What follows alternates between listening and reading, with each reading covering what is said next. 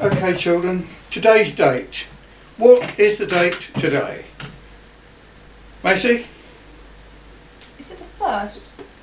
I believe it is. Okay. What month? March. March. What year? 2020. 2002. Right, it's our third Bible study. We're about to read Matthew chapter 2, or the parts of it. And Isaac hasn't come back to us, correcting our first Bible study where he said we got the dates wrong. And John, also, that's watched our video, he says that we were not sitting in the right position. So John, would this be better, do you think? Can you see? There's John at the camera. Right, so there we are. So we're going to start. So let's open our Bibles, and it's Matthew chapter 2. Right, and we'll read it together. Page. Yeah, We can read chapter 2, yeah. From the beginning? From chapter 2, yeah. Chapter 2 from the beginning. Now, when Jesus was born, yeah? Yeah. Right, I'll start, and then Rebecca, and then you. Okay? Right, now, when Jesus was born in Bethlehem of Judea,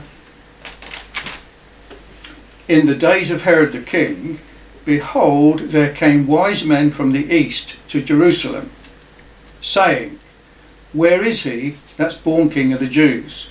For we have seen his star in the east, and are come to worship him.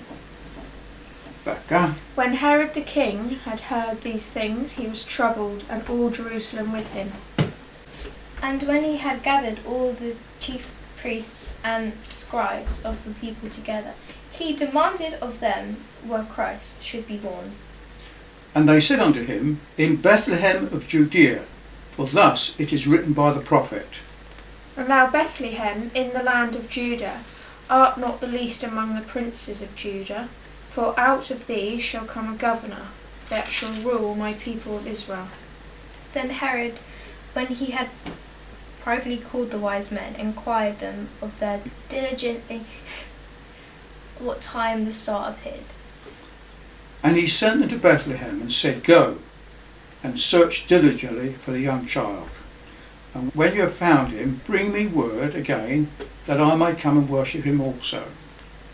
When they had heard the king, they departed, and lo, the star which they had saw in the east went before them, till it came and stood over where the young child was. And then they saw the star, they rejoiced with exceeding great joy. And when they were come into the house, they saw the young child with Mary his mother, and fell down and worshipped him. And when they had opened their treasures, they presented him gifts, gold and frankincense and myrrh. We'll stop there. We'll carry on with that, okay? Right, so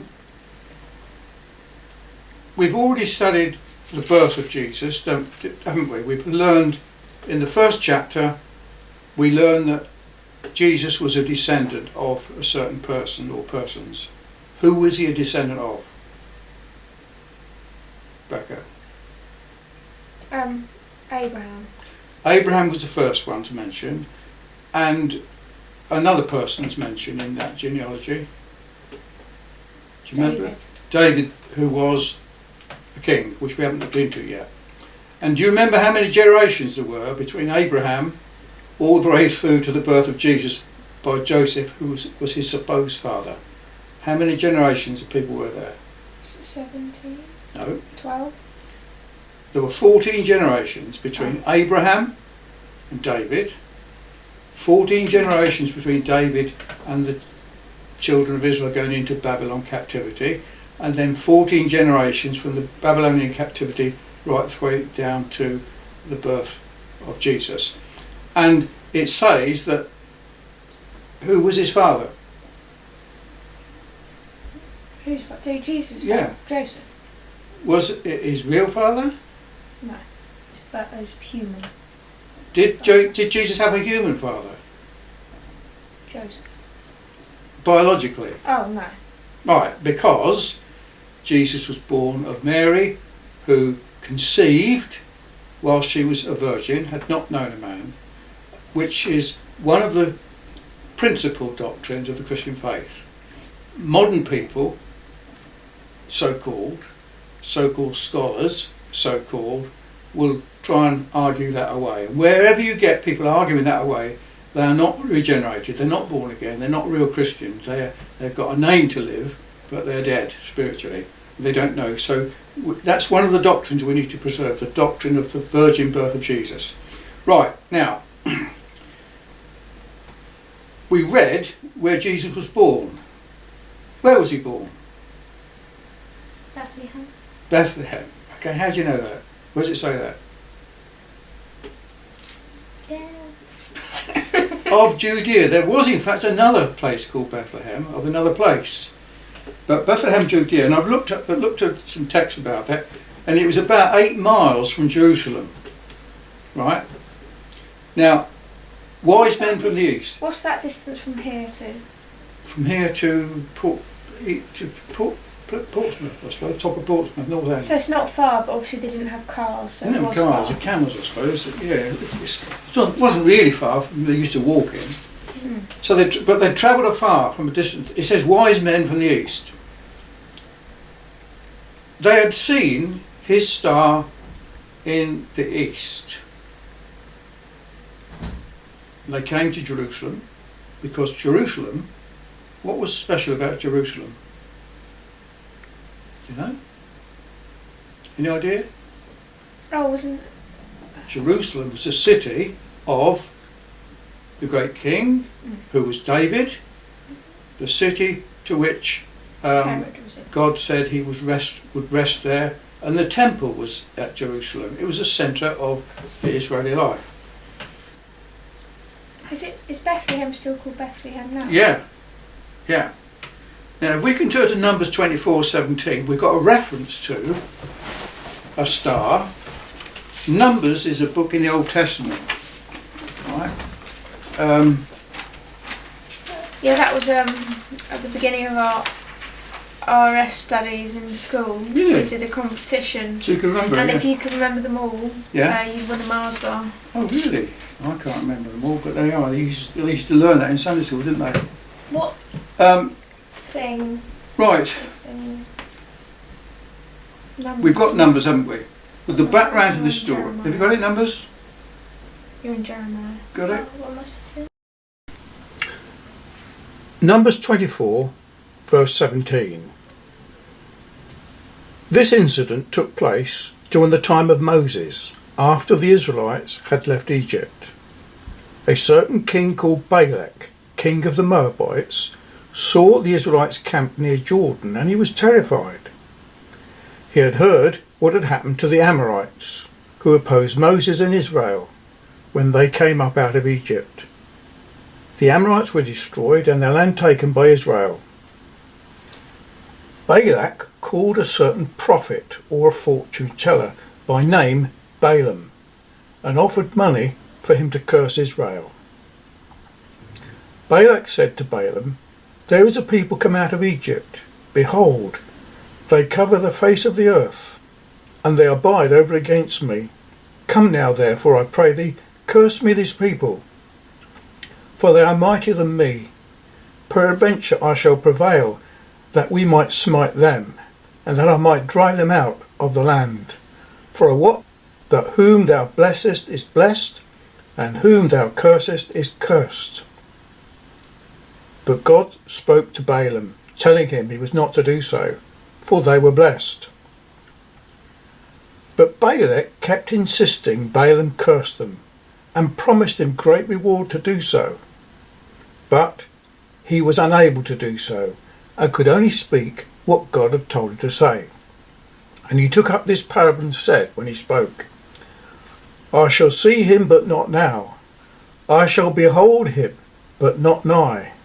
There shall come a star out of Jacob, a sceptre shall arise out of Israel, and shall smite the corners of Moab, and kill the princes of Moab, and destroy all the children of Sheth. And Edom shall be a possession for his enemies, and Israel shall do valiantly. Out of Jacob shall he come that shall have dominion, and destroy him that remaineth of the city." So in effect, Israel was blessed, pronounced blessed by Balaam, and the prophecy announced related to the star which was to arise. and telling of the coming ruler of Jacob. That account of Balaam dealing with the children of Israel, he was hired to curse Israel, but he couldn't do it. And that statement there, I shall see but not yet, a star shall rise in Jacob, that is a direct reference to a star that was to rise. Now these wise men from the east would have known the scriptures. They were in another version he calls them magi. They're wise people, wise men. They would have had the scriptures of the words of Moses. They would have known these things, and they would be expecting the Messiah to be born. So when they saw the star, the Spirit of God must have instructed them somehow, the star is risen, now you go. So that's what happened. That references to Jesus being born and his star. So these wise men came.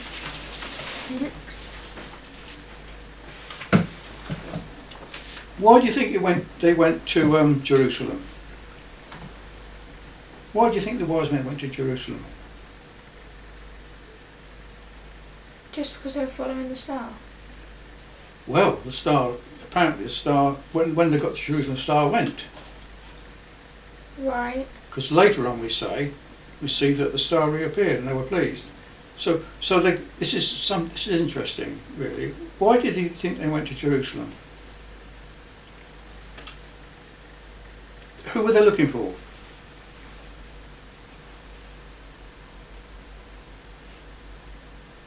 Well, they were looking for where Jesus was going to be born. They were looking for Jesus, weren't they? Who was the king, born to be king. Oh, so they came to They came to Jerusalem believing the city of the great king, that's where he would be. We'd naturally think that, wouldn't you? But why didn't the star lead them straight to the place at Bethlehem, which we'll read about later?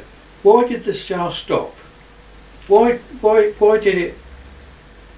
Was it because Herod was looking? Well, because God wished to bring attention to Herod that the son of his son Jesus was to be born, and to arouse the evil intentions. Herod was responsible for his evil actions, and God held him accountable, and God dealt with Herod later on. But this just shows how God deals with people, right? When you enter a situation, we've got to be careful how we react. Herod reacted wrongly. He was troubled. King? Now, if he was a righteous man, a righteous king, a true follower of the Lord Moses, how do you think he would have reacted? He would have known the scriptures, surely, because he saw it written in Numbers. You know, how should the king have acted?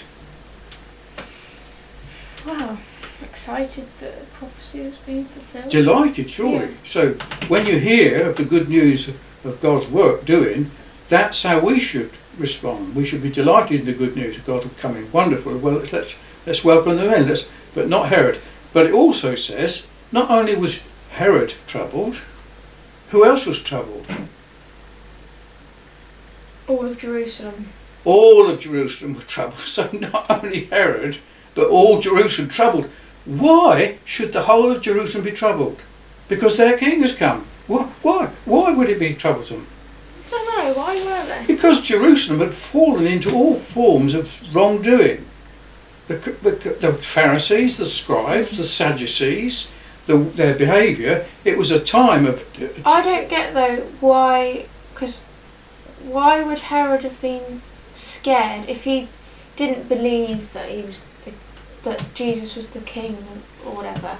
Well, if he didn't believe in all that, why would he have cared? Would he not have thought? For example, supposing the people believed it, and Herod didn't. Oh right, okay. The people could have rose up. You know, Herod did not want his place to be taken, his place, right?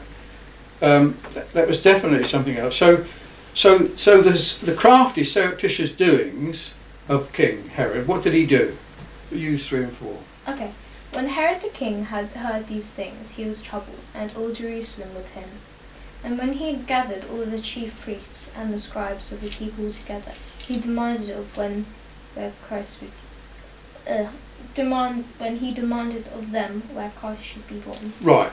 So, Herod knew the Messiah was to be born. But he didn't know the scriptures all that well, did he? But he knew where to ask, didn't he? He knew who to ask. So he asked, who did he ask? Who were the people that he asked? Chief priests and scribes. Chief priests, which were Levites. Scribes, which were probably Levites. And What are Levites? they're the tribe of Moses. Oh. Levi, you know the brother of Moses, they were appointed to be priests to offer sacrifices. So why would they have told Herod? Well, they knew the scriptures. But why would they have wanted Herod to know? Because it says Herod demanded of them. Oh, right, okay. Herod said, look, where is Christ to be born? Mm. He knew so they said, well look, they searched the scriptures, they knew the scriptures, and what did the scribes and the religious people say to Herod? Verse number 5. 5. And they said unto him, Bethlehem of Judea, for thus it is written in the prophet. Where is that written? For thus it is written by the prophet. Yeah. Where is it written? Oh, it's Micah 5:2. Yeah, just seeing that here. Micah 5:2. Yeah. Right. Micah prophesied this about 700 years before this event we're talking about. You can read it now, you found it. Okay. But thou Bethlehem, go on. But thou Bethlehem, Euphrata. Euphrata, though thou be little among the thousands of Judah, yet out of thee shall he come forth unto me, that is to be ruler in Israel. He's going forth have been from old, from everlasting. Right, very good. Now, can you try and read that again? It's really hard to read. I know it is, but I it's don't good. understand. This is exercise for you. Right? Try reading again. Okay. But thou Bethlehem, Euphrata. Euphrata, although thou be little among the thousands of Judah, yet out of thee shall he come forth unto me, that is to be the ruler in Israel, whose going forth have been from the old, from everlasting. Right. Okay. Rebecca. Mm-hmm. What does that mean?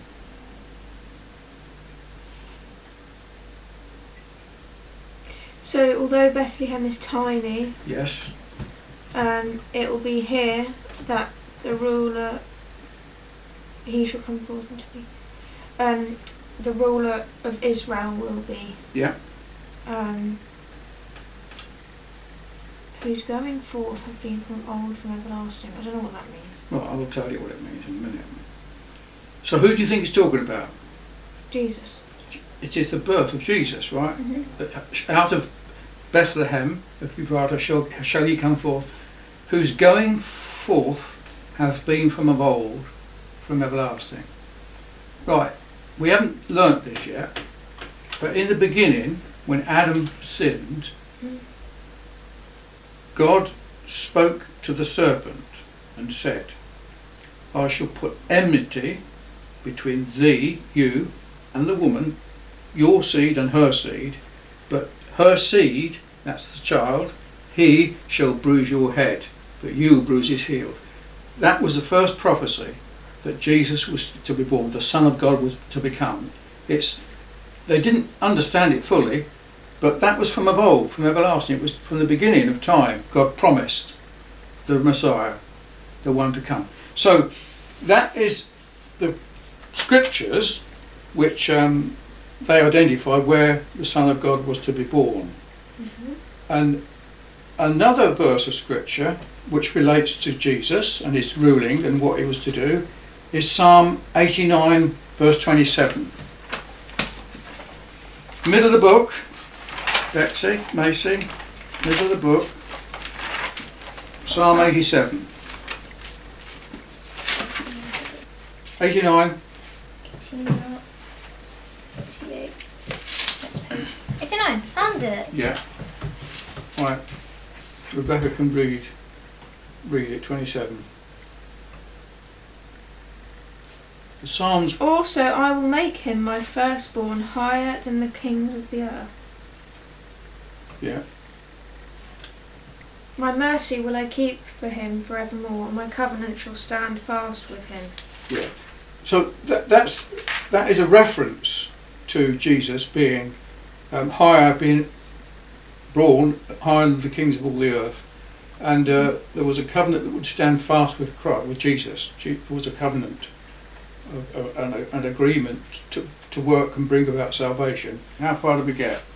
Herod decided on a plan to put a stop to this king that was to be born. In the book of the Revelation, you haven't come across this yet, you may have done, there's a picture of a dragon seeking to devour the child of the woman, which is a graphic picture. Satan was working in Herod to destroy the firstborn, destroy the children. It's not the first time that children would be destroyed by kings. No, they have to put blood on their doors. Yeah. Pharaoh in Egypt did it. And also people today believe that abortion is like getting rid of the firstborn, getting rid of children. It's against it, life is in the womb. So the killing of children is no strange thing to people. It's evil ways. So Herod decided he was going to plan. He said, now go. When you find him, he sent him to Bethlehem. It's only 8 miles away. When you find him, come back and tell us, so I may go and worship him too. So that was his plan. What happened? When they heard the king, they departed, and lo, the star which they saw in the east went before them till it came and stood over where the young child was. Yep. When they saw the star, they rejoiced with exceeding great joy. Yeah. And when they were come to the house, they saw the young child with Mary. Notice it says, listen to the words, they saw the young child with Mary. No mention is made of Joseph, because it's emphasising that the young child is the son of Mary, and not a natural, not his father, is not his natural father. And they fell down and worshipped him. Now, some people say that worship there was just being reverent, and but that's a reference. There's a reference there to men giving homage, as though you would worship God. It's quite a powerful phrase, to worship the Son of God. So there's an indication that he was the Son of God, the deity there, which we'll look into later. And then they opened their treasures of gold, frankincense and myrrh. 3 gifts. Any idea what the 3 gifts should suggest? Frankincense is a smell, isn't it? Scent. And myrrh, fragrance. You should know these things. You bought me all them smelly stuff on Christmas.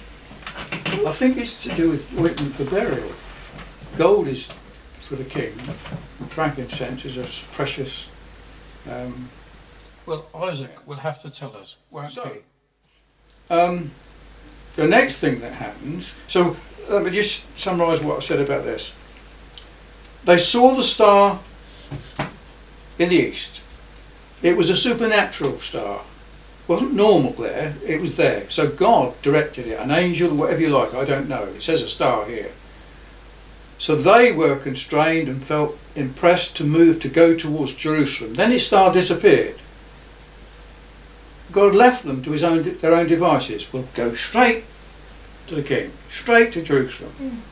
But there was a plan involved. God was doing that deliberately to alert Herod and Jerusalem that the child was to be born.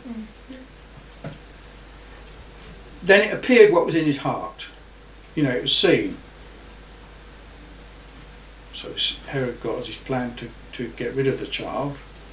So he said, go and find him, and then come and tell me. So I might go and worship him. And he was going to kill him if he could. But that's prevented because what happens next? They were about to go leave Mary and Joseph and the child. Something else happened. I think we haven't read it, have we? And being warned of God in a dream that they should not return to Herod, they departed into their own country another way. Right. So the Lord stepped in again. So God does step into our lives somehow. He does intervene, but not always. We're normally left to our own devices to use our own thinking, but in this particular case, it stepped in, and so we recorded about it. So that's as far as we're going to go today.